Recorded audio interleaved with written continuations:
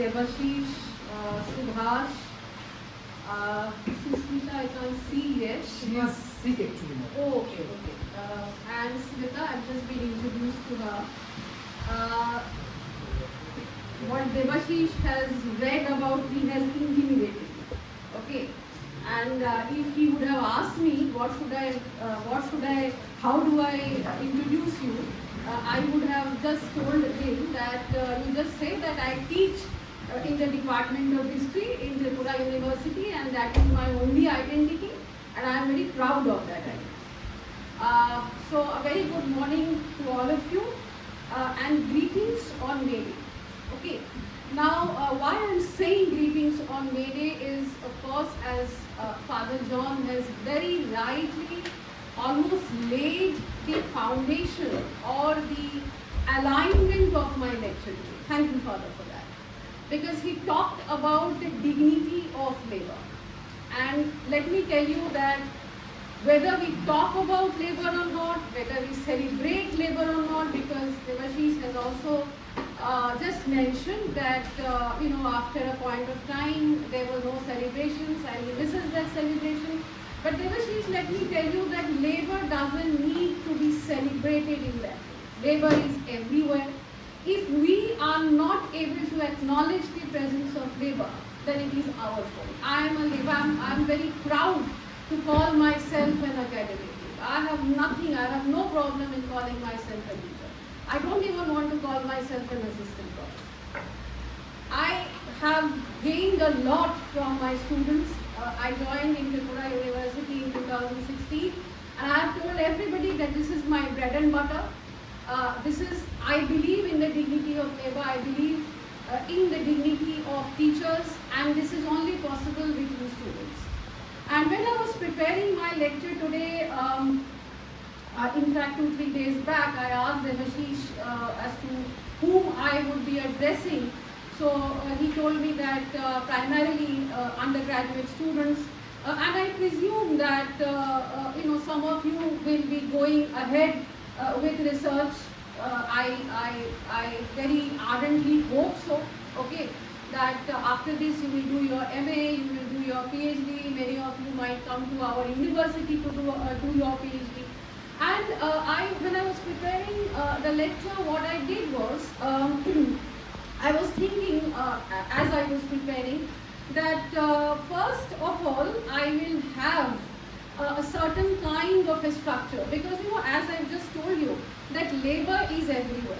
Okay, and it's a vast topic. You cannot, if you tell me today where does labor begin, it begins from the time of humanity, since the time of human civilization.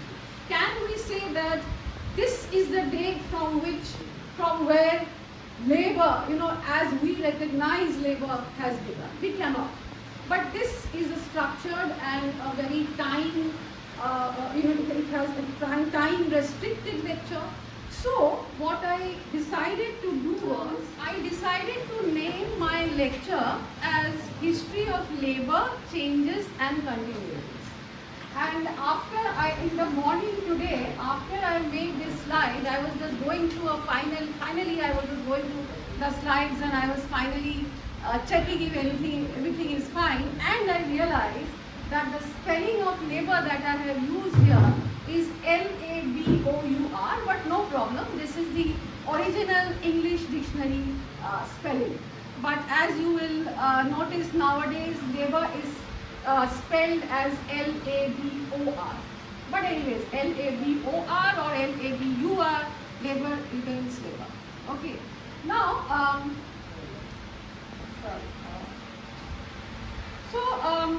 the first thing, okay, as I have already told you that there is no beginning and there is no end to labor. Labor is there. Even today, new forms of labor are emerging. And the latest to emerge, of course, is the artificial intelligence labor. And there is a lot of debate. There is a lot of debate that whether artificial intelligence, robots and all, are going to cut through jobs and the job market. They are definitely going to do so, but what exactly they will be doing, we still don't know. I do whether you have heard about this recent introduction of a robot teacher in a class in Kerala. Okay, and it came out in the news, and I was quite shocked to see that, because then what happens to my job? why will I be standing here and lecturing? I can, there can be a robot and can come and lecture and can give you the lecture. So anyways, this is how important, and this is how primary the whole idea of labor is. We cannot survive without it. But today's lecture, I decided to situate it in a particular scenario. Now, before I go ahead, I just like to say that in history, whenever or whatever you talk about is actually about situating and contextualizing, that particular event. So you cannot just say anything in vacuum. Okay, one fine day you say, okay, this is what the French Revolution happened. The idea of French Revolution or Russian Revolution or working class movement, everything has to be situated or contextualized in a larger framework. Okay, I hope they have. You are my student. If they don't understand, I will catch it. This is not their fault. So Subhash is also there. So this is the first thing that you have to understand. Okay.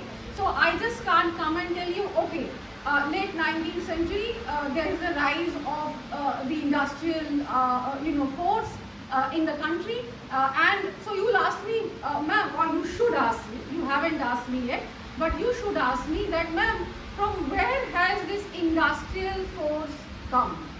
Okay, what are those circumstances which have led to the creation or the rise of this industrial laboring force or the industrial laboring force? I am still using the word force. I am not using the word class here, because class will come much later in the chronological period, and I will touch upon that. Okay, okay, first let me go one by one, or else you might get confused. So the period that I will begin with here is the early 19th century, and I hope that you know that the early 19th century, the 19th century begins from the 1800s. Right? Now, in spite of that, my explanation to you here is not complete. Why it is not complete? Because again you might ask me that, ma'am, why are you choosing 1800? Was there no labor before 1800? What was happening? Where was the labor working? Of course there was labor, and we have a huge section on artisanal labor in the Mughal period. Okay, I think the students are feeling very hot. Yeah, at least. I have the privilege of the fan, but I don't know, at the back, I feel bad for them. But they will adjust now. They will adjust. They have no choice. They have to adjust. Okay. So they are also like labor who has no choice. So you see, that's how it is so relevant. Speaking about of course there was labor, but what is happening from 1800s is that you all know about colonization. You all know about the colonial state, which is slowly coming into establishing itself in the 18th century. Okay, I'm going a little back to the 18th century, because you all have done 18th century debate, and I have no time to go into the 18th century debate. You have done it or not? Yes. Yes. Your saying yes is not important. The student should say yes. Anyways, I presume that you have done the 18th century debate, and you have an idea that the colonial state is slowly gaining ground in the Indian subcontinent. Okay, so it is politically establishing itself. This is, of course, the East India Company. This is not the British colonial state yet. The British colonial state comes into picture after 1857, after the revolt the revolution of 1857, not before that. Okay, I always clarify this to my students. But nevertheless, the colonial state is coming to gain political ground slowly and steadily. And along with it, from say almost the early or middle of the 19th century, they are also establishing few factories. Okay, I'm cutting it short. Okay, but this is how, because by the mid 19th century, you will see that factories have come up in a few countries all over India. Okay, now why I'm stressing on factories is because I want to focus here today on industrial labor. Okay, now what is industrial labor? Of course, is that labor which is based in industries, which is based in factories, which will be now created as part of the policy of the colonial state. So it is also the entire 19th century, in fact, beginning from the 1800s, slowly and steadily you will see that the industrial labor or the industrial laboring class is being created almost in all those parts of the country where the colonial state has made inroads, or the British East India Company has made inroads. Primarily the Bengal Presidency, the Madras Presidency, the Bombay Presidency, and so on. Okay, and these industries which will come up will be, one of course will be the cotton textile industry. You all know that cotton textile industry is almost the first and the primary way of the primary factory production that began in India. Now, you must be thinking that you have done as part of your modern Indian history that most of the factory production used to happen in Lancashire and Manchester, and these products used to come to India, and India used to send the raw materials. Yes, of course, that was also true. But this was also happening, that is, some factories and some industries were coming up in India as part of this colonial state policy, where because of cheap labor, India was also providing very cheap labor, and the cost of production here was quite low. So the British colonial state decided to have some factories and industries here too. And if you look at the kinds of industries that are coming through, one of course are the tea plantations. Okay, now tea plantations are very important because they directly bring you to the northeastern part of the country, primarily Assam. Okay, and this provided a huge a huge section of labor got involved in these plantations. Then of course you had the beginning of the iron and steel industry. You all know that iron and steel are still very, very important industrial production area, because without iron and steel you cannot have anything. This building in which you are sitting is made of, it has iron. It doesn't have steel, but it has iron. The structure of the building is made of iron. So from where do you have that iron? You have, this is a very, very old industrialization, old factory production that is part of the iron and steel industry. Then of course you have railway construction. Okay, and I am focusing only on India, but railways was not just limited to India. Okay, it was all over. If you look at many novels and many many literary works, it was also quite prevalent in Africa. Okay, because Indian labor used to go to work. Indian Chinese labor used to go to work in Africa, in all parts of the world, in fact. But I'm focusing on India. So railways. Railways is still a very, very big area of employment, and it is almost an industry. Because you know that India is self-sufficient. We do not import much of our most of our railway wagons and our bogies and everything are manufactured in India, and we have big railway manufacturing factories. One is at Chittaranjan in West Bengal. They build engines. One, of course, is in Tamil Nadu, in Madras. Again, we have the construction of big railway engines and all in India. I don't know whether you have ever, because railways is connected to all of our lives, and I do not know whether you have ever wondered or ever thought that where do these bogies come from. When you take, you see that there is a constant revamping of the designs of the railways.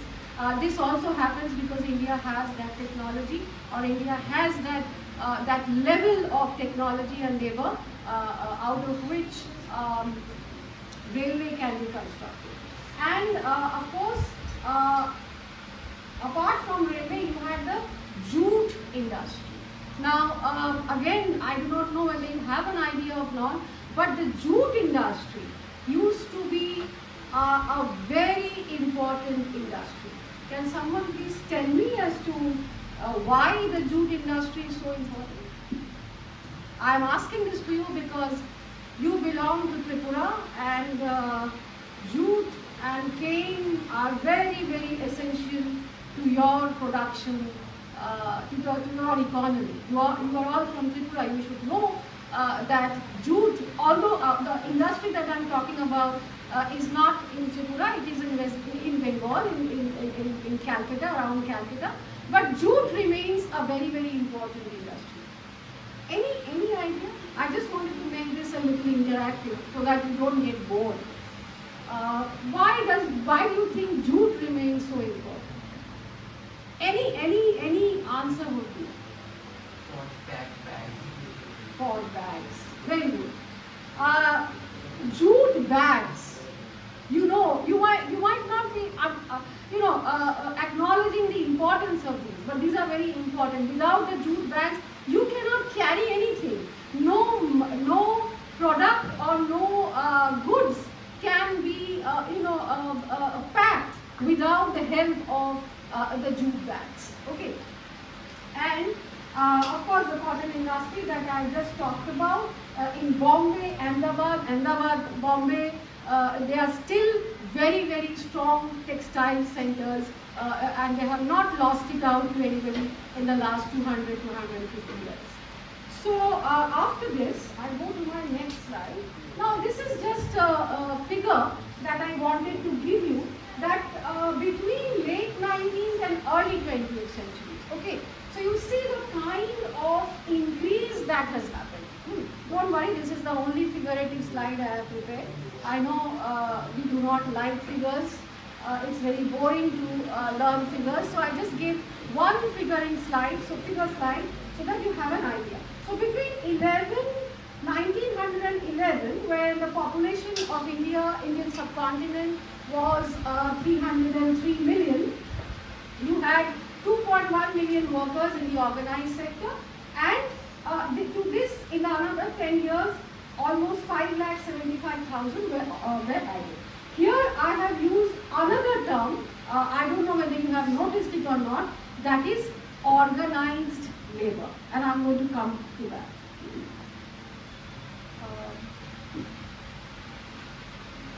Okay. So, why do you think labor was divided between organized and unorganized? Again, do you have any idea what is organized and what is unorganized? Skilled labor is the organized labor sector. Skilled labor, if I say like this. No. Just think about it. Why and what sector is the organized? You constantly hear about contractual labor. You constantly hear about, I don't know whether you heard about the term informal labor, informal labor, organized labor. Okay, leave it, I will explain. No problem. Now, why, and this is also important because the term organized labor also comes into reference from the late 19th century. And in 1881, there are a series of factory acts which are passed. Now, why are these factory acts passed? Is because, of course, now the industrialization is growing. Okay, there needs to be some kind of regulation as far as labor is concerned. The state, the colonial state, is thinking. Don't think that this was some kind of a very beautiful moment for labor, but the colonial state understands that if you have to maximize production in the factories, okay, Devashish has just mentioned about the 8-hour shift, okay, and the 8-hour shift was in 1886, the strike which happens in Chicago. Now, I keep referring this because this was not just happening in India. Labor was an international phenomenon. But for this talk, I am focusing here in India. Okay. Now, 1881 in India, you have a series of factory laws. Okay. Because the colonial states understand that if it has to maximize production, it has to put and bring in certain laws. And when you will be in your MA and when you will go ahead, some of you will go ahead with your history lessons, you will understand that laws are very important. Okay, anything or everything, any sector, any production, any kind of policy has to deal with law. So without law you cannot have anything. Okay, you have the teachers law, you have the UGC which gives us the laws, the rules and the regulations, and according to that all the colleges and universities in the country function. Right? So there has to be a law and regulation. And in 1881 when these factory laws come out, these factory laws one after the other, they come out, they give certain regulations for work in the factories. And I have no need to say this to you that these were extremely strict and extremely draconian as far as the laboring population is concerned. They are not here to liberate the labor. So of course this will lead to the demand of 8-hour work, 8-hour shift. So whatever benefits you see today, 8-hour work, weekend holiday, maternity leave, all of them have been fought by various labor movements and they have been, some of them have been achieved. It's still on, there is a constant, the idea of labor movement is that it is not over, it is still on and people are still fighting as Father John just mentioned, we are still fighting for the dignity and for the dignity of labor. So, from here on, these laws, once the law comes into the factory, one section becomes organized in the sense that they are under a law. Okay, law of time to work, law of production, how much they have to produce, what about their grievances, if there is accidental death in the factories, which was a very, very common thing in those days, how does the manager and the laboring population deal with it, and so on and so forth. Okay, so series of laws, factory laws and factory labor. Okay, so now from here on you have the organized labor, which also comes to be called the formal labor. But we cannot forget that there was a huge section of unorganized labor also as far as this area was concerned. And you know that this is all a very contextual thing. So as labor becomes organized, few labor becomes organized, a huge section section also becomes unorganized. And which are these huge sections? They are the laborers working in the docks. You know what are the docks?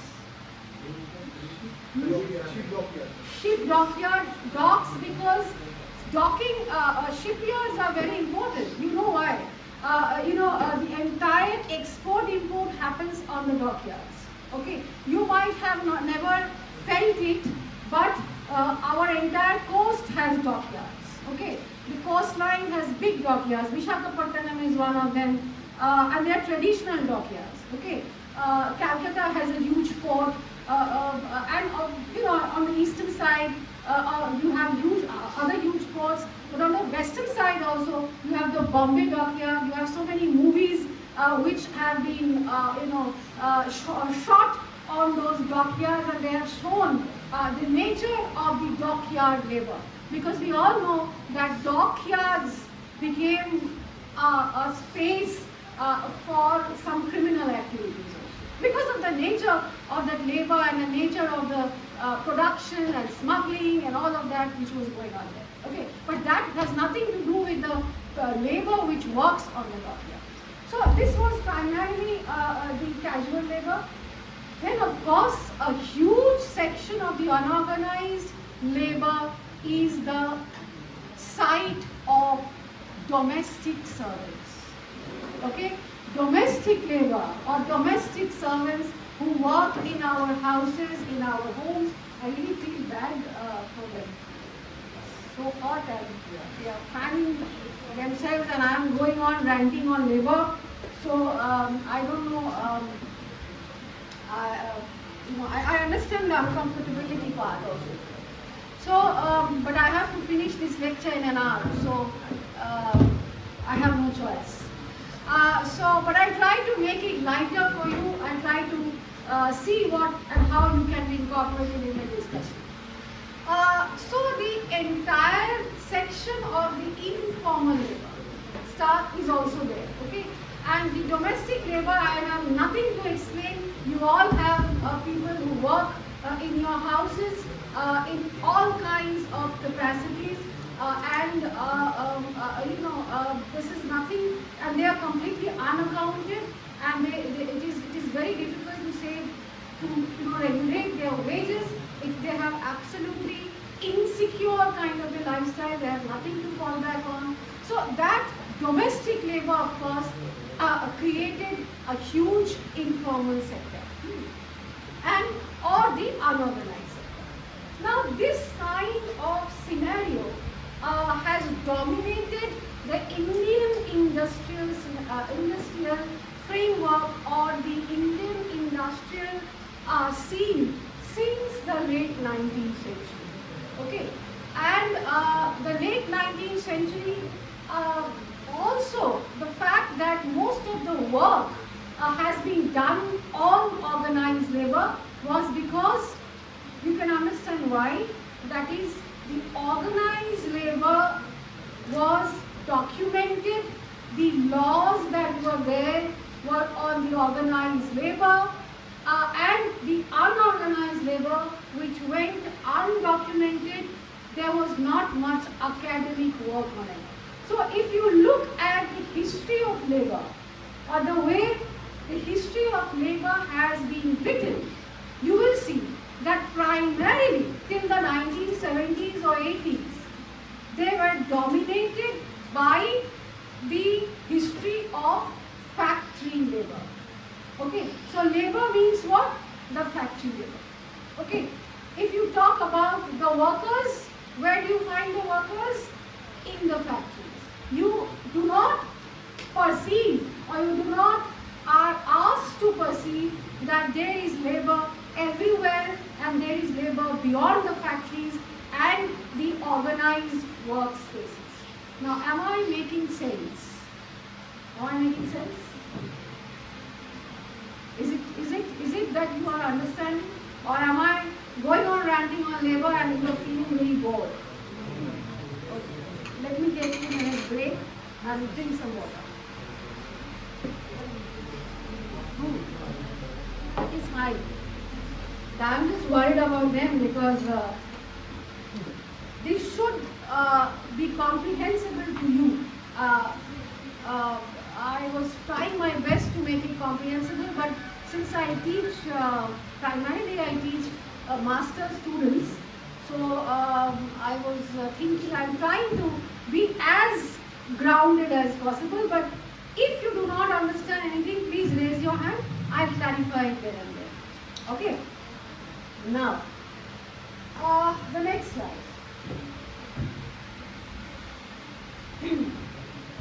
Two things that you have to understand here. Again, you should have possibly asked me a question that, ma'am, where is this labor, the kind of shortages in the rural areas in India that a large number of people, are actually thinking of migrating to the cities so that they can have a better life. And this idea was first, you have the creation of the landless areas, because in 1893, you know that the permanent settlement has come in Bengal. Okay. Then you have the Raiyatwadi in Madras, you have the Meherwadi, and all these places, plus the famines which are happening in the 19th century, one after the other, are creating a huge landless laboring force. Okay, and they have nowhere to go. So if they have nowhere to go, they are coming to the urban, newly formed urban areas, Calcutta, Bombay, Madras, Surat, all these places that these factories are coming from, and they are looking for jobs and they are looking for employment. Okay. So the first person to talk about this was Morris the Morris and also Ranaji Dasgupta, but I am not getting into the details anymore because I think I am already running quite late. So again, you have, as I talked about, that you have these laws and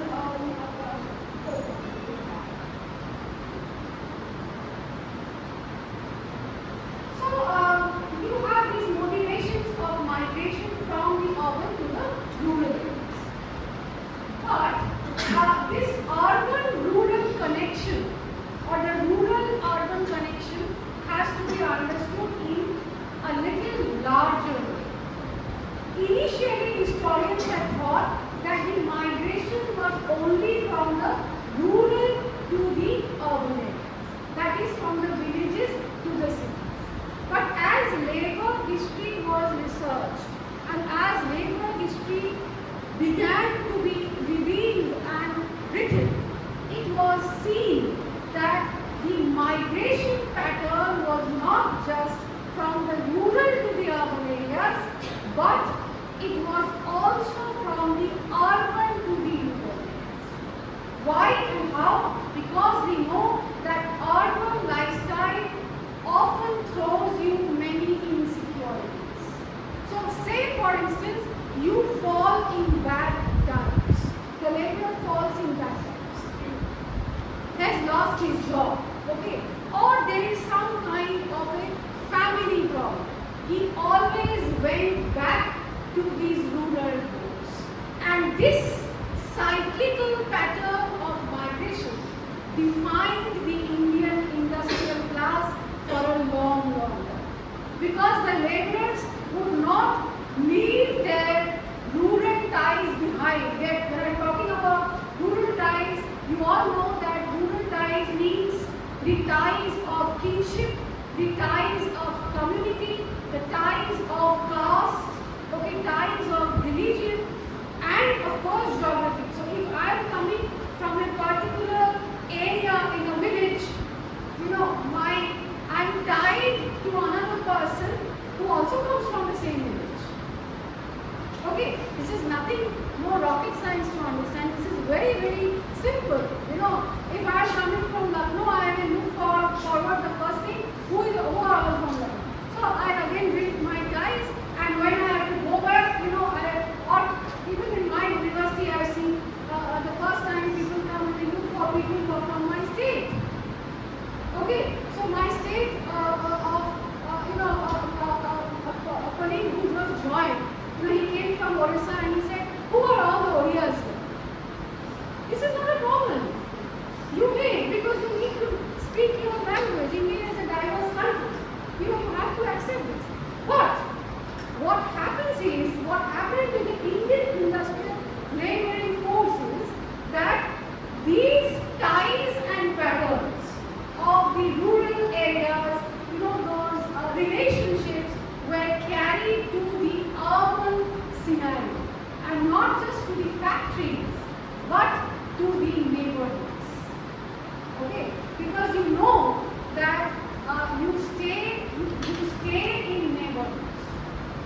we are not staying aloof somewhere. We are staying in neighborhoods. Now I have seen even in Agartala when I joined, some people say, okay, you stay here, we are all around. Okay, so the ties are getting built. You see, there is nothing which comes from outside. It is all between us. Okay, you are all familiar with this kind of a situation. Okay, this can happen when you are coming from outside Agartala and you see, okay, these are people from Bidisha, these are people from Bidisha, and I'll come back with them. I'll go back with them. You know, so this is the defining moment of the industrial world.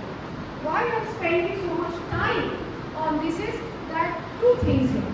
One is that this was a major difference with the English working class.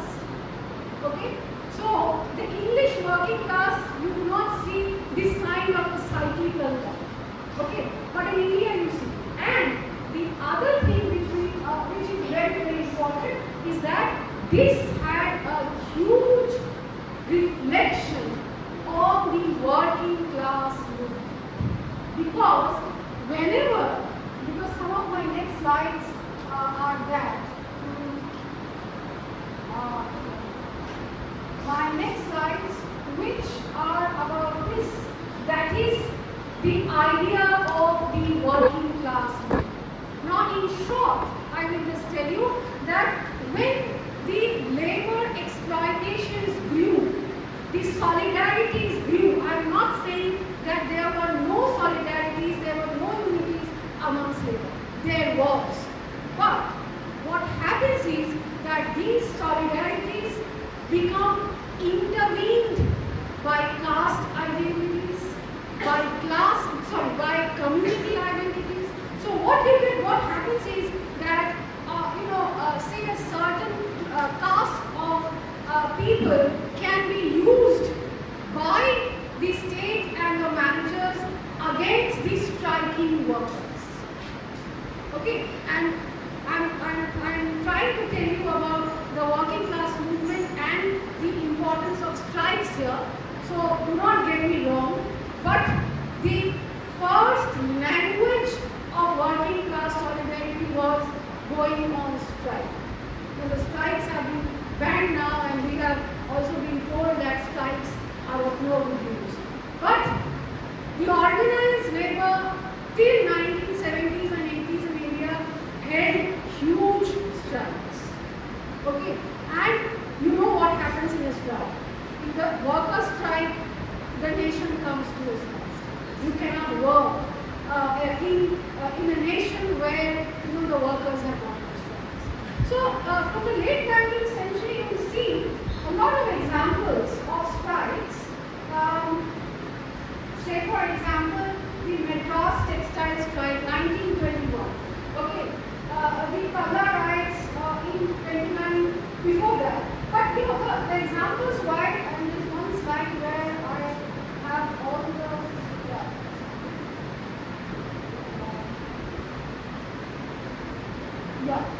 So this is the slide which I made. You can see the kind of strikes that are happening in all the cities of India. Okay, so you have Bombay textile workers, Ahmedabad, Solapur, Calcutta, Jamshedpur, Nagpur, Madras, Coimbatore, and of course the railways. So workers are going, and if you look at these dates, does it strike you? What are these dates? 1918, 1923, 1935, 1937. These are the heydays of the national movement. Okay, so workers are participating in the Indian national movement. Huge tradition of their participation, but we have to remember that they did it on their own will. They did it keeping their own interests. Okay, they coalesced it or they merged it with the interests of the nation. So on one hand, they were all fighting for the nation also. They were participating in Indian national movement. You have done the topic on Mahatma Gandhi, and one of his satyagrahas was the satyagraha of the Ahmedabad textile takes on to become a very big leader of the national side. So there is a very strong connection, okay, between the big parties around that time, the Indian National Congress, the national trade unions that are coming up, all of these political parties had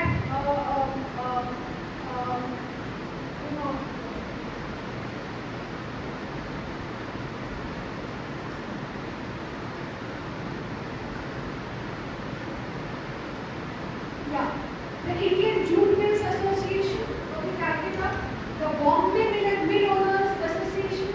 So all of these where workers showed their solidarity. But there was another problem.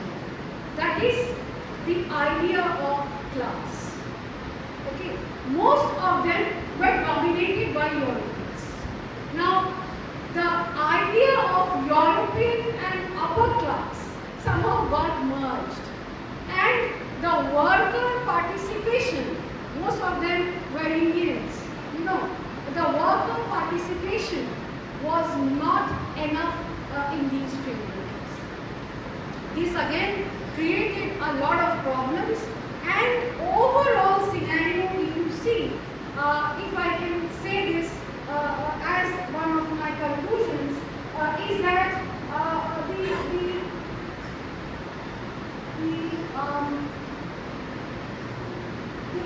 the nature of participation of labor in India in working class movement had been more or less fractured. Okay, it doesn't give us a huge, unified kind of picture. Okay, there were always problems, interventions of community, of caste was a major intervention, which was a major device. The other, of course, was gender. Okay, and you all know that certain jobs, for instance, in the jute mills were reserved for women. Okay, so from where do you ask for the solidarity of women? But I think I have exceeded my time. Okay, and I will just now quickly sum up a few points in my last slide. That is, I intentionally kept this last slide very short, but I just will take another 5 minutes to wrap this lecture and I'll make some important points. That is, what I lectured to you today was a very small section of the organized sector of the Indian working class. Okay? And as I told you in the beginning of my lecture, that this organized laboring sector was written about because it was documented. Okay? As young students, you might not get the idea as to why I am focusing on this point, documented. Because you cannot write history, your teachers know, you cannot, or it is very, very difficult to write history about people who are not documented in the colonial archives. But that methodology of writing history has now changed. From say 1970s and 1980s, where historians started writing about those forms of labor which had largely remained undocumented. And a very important intervention here was made by E.P. Thompson, who wrote The Making of the English Working Class, and in his other publications he notified or he recorded that if we do not have the documents, we have to go beyond those documents. What are the going beyond those documents? Is to collect oral narratives, to go speak to those people whose history has not been documented. And from here on, this was a revolutionary sort of an intervention in the writing of history, because many historians in the Indian scenario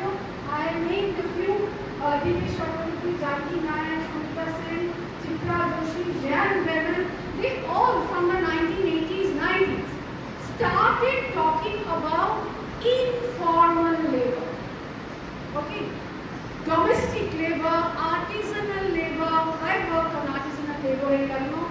I've used the oral narrative methodology to a very big use of mine. You had dockyard labor, mining labor, plantation labor, all kinds of it. So mining, plantation, all of this, which was not even considered as sites of labor, including your home. Your home is a site of labor. Do not forget that. There is all the time, there is labor. You see your grandmother, you see your mother, you see in some point of time, your wives and so on and so on. You yourself, you are doing labor. And one very important factor is the women's labor, the women's reproductive labor. Okay, the whole idea of producing labor is also part of labor. You know that there was once in the world the slave labor, where the reproduction itself was coercive, where women had to produce labor so that the number of slaves would increase extremely coercive. Okay, then you had indenture labor. I have not ventured into all those scenarios because there is no time. But in case you want to explore labor, you don't have to visit a factory. You see around yourself, you see around your college, you see around your home, and you will understand that you are in the midst